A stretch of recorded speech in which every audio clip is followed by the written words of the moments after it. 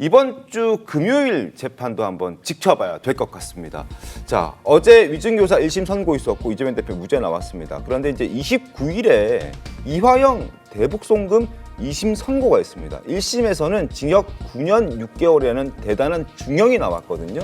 그리고 이 대북송금의 최종적인 수혜자 이재명 대표로 보고 있기 때문에 저기에서 이화영 전 평화부시장이 2심에서도 중형을 받는다면 앞으로 이재명 대표의 대북송금 재판에도 상당한 영향이 있을 수밖에 없다라고 많은 사람들이 예상하고 있습니다. 어떻게 전망하십니까, 김경진 전 의원님?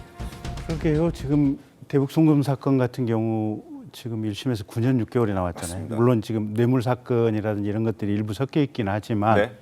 그리고 대북송금을 또 중간 실무에서 지휘를 했던 김성태 그 회장과 정방울회장, 예. 거기도 지금 1심에서 유죄가 나왔거든요. 보면 그리고 이화영 지사 같은 경우는 결국 지금 이재명 지금 당 대표한테 보고를 했느냐 안 했느냐 이게 부지사 시절에 네. 그게 핵심인데 초창기에는 보고를 했다고 일부 인정했던 상황이 있어요. 그렇죠. 보면 나중에 지금 말을 바꿔서 그러는데. 네.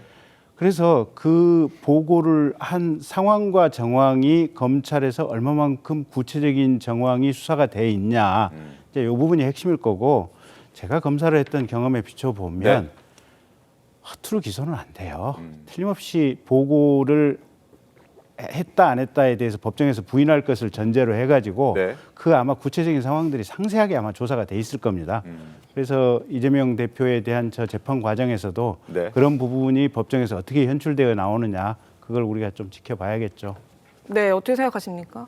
네, 지금 김 전 의원님 말씀하신 것처럼 보통 검사들이 혐의가 어느 정도 입증할 자신이 있을 때 기소를 하거든요. 예. 그렇지만 일부 정치적 사건을 이제 수사하시는 검사님은 조금 다른 부분이 있죠. 일선 검사님들은 대부분 다 열심히 하시고 그리고 객관 의무에 굉장히 충실하세요. 근데 이 사건을 좀 정치적 사안으로 볼 수가 있고 그렇게 많이 압수수색하고 수사 기간도 길고 상당히 많은 참고인들을 조사했음에도 불구하고 유일한 증거가 김성태 씨의 진술뿐이에요. 결국 항소심에서 이화영 부지사의 그 판결이 1심과 이제 달라질 수 있느냐 여부는 김성태의 진술이 어느 정도 믿을 수 있느냐, 신빙성을 탄핵이 됐느냐라는 것인데 지금 언론 보도를 통해 이제 전해지고 있는 바에 의하면 뭐 필리핀에서 리오남을 통해서 70만 달러를 보냈다라고 하는데 그 시점 2019년 7월 시점에 리오남이 현장에 없었다라는 경기도와 그다음에 통일부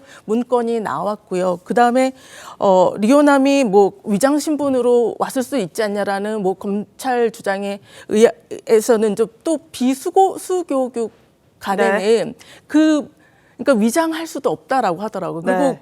국정원이 리오남은 1급 어떻게 보면 이제 관리 대상이기 때문에 네. 이 동선을 전부 다 파악을 하고 있는데 없다, 그 현장에 없었다라고 하는 것 자체가 이제 많이 김성태의 진술을 믿을 수 없게 하죠. 뿐만 아니라 또 이제 진술 세미나를 했다라는 얘기가 나오는데 최근에 계속 안 되다 나온 게 그 쌍방울 법인카드 그 내역이잖아요. 그게 이제 사실 조회를 통해서 회신이 됐는데 실질적으로 김성태가 조사를 갈 때마다 수원지검 앞에서 그 연어라던가 뭐 이렇게 육회라던가 그런 내역이 엄청나게 많이 나왔기 때문에 이 부분도 사실 이화영 부지사의 진술을 좀 뒷받침하는 자료가 아닌가 이런 생각이 듭니다. 예.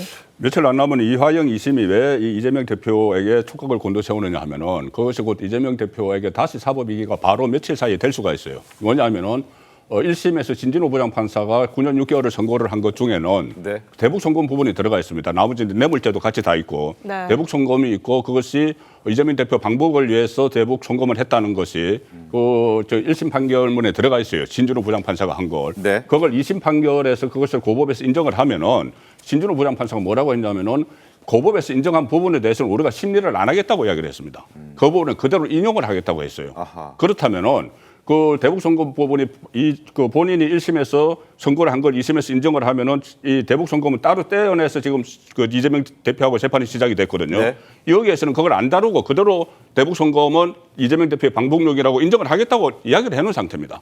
그렇다면은 1심대로 2심에서 9년 6개월을 그대로 놓고 모든 1심 신진호 부장판사가 한 게 인정이 되면은 네. 그것은 1심에서 그대로 되기 때문에 그런 말까지 나옵니다. 그 이재명 대표는 재판 한 번 안 받고 유죄가 될 수도 있다. 이런 말도 지금 법조계에서 나오거든요. 그래서 아주 심각하게 지금 보고 있는 상황인데 이 신준호 1심에서는 해야 되는 것은 대북 송금이 방북을 위해서 보내줬다는 걸 이제 확인이 되는 거고 그 대북 송금을 방북을 위해서 보냈다는 것을 이재명 대표에게 이하영이 보고를 했는지 한번 보고를 진술을 했다가 번복을 했지 않습니까? 네. 그 부분만 가려내면 돼요. 네. 그렇기 때문에 이게 이재명 대표의 그 대북 송금 사건 심리가 굉장히 빨라질 수 있는 그 선고가 지금 기다리고 있는 거죠. 그게 이번 주 금요일. 금요일입니다. 예.